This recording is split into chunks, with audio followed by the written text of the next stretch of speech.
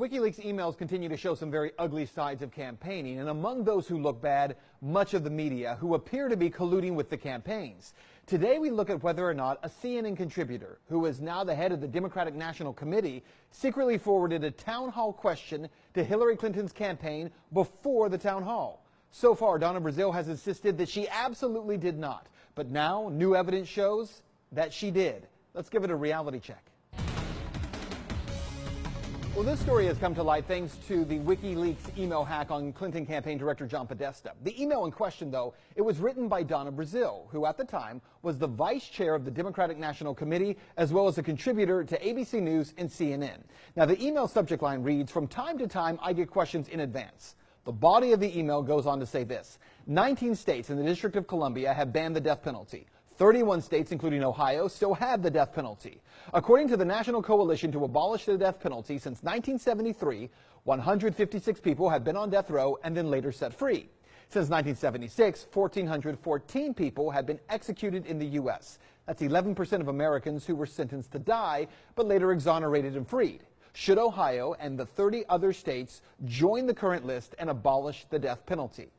Jennifer Palmieri, director of communications with the Clinton campaign, writes back to Brazile within 3 hours saying, "Hi, yes, it is one that she gets asked about. Not everyone likes her answer, but I can share it."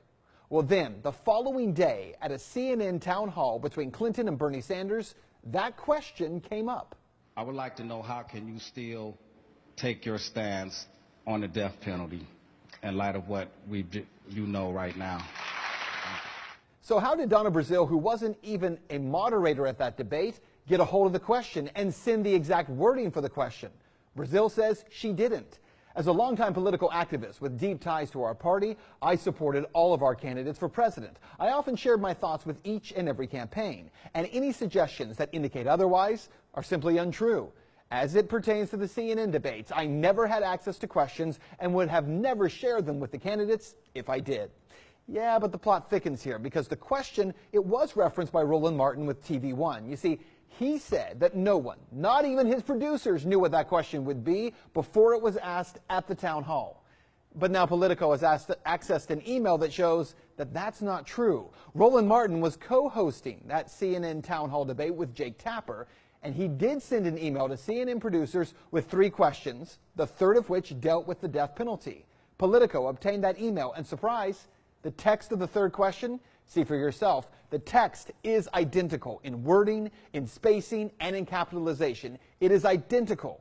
But Martin's email was sent one day after Brazile's was sent to the Clinton campaign. So what you need to know is that for their part, CNN now pointing the finger at TV1 and at Roland Martin, saying that Brazile sent the email to the Clinton camp a day before Martin forwarded his question to CNN. Either way, the real story here is that Donna Brazile took over the DNC from Debbie Wasserman Schultz when leaked emails showed that the DNC had been working to help the Clinton campaign beat Bernie Sanders. Brazile has insisted that she's never shown favoritism, but this email destroys that idea because it's simply not true. For Brazile to share a question with the campaign, it breaches every journalistic rule that there is. It also destroys those claims that she was a neutral party. That's a reality check. Let's talk about that on Twitter.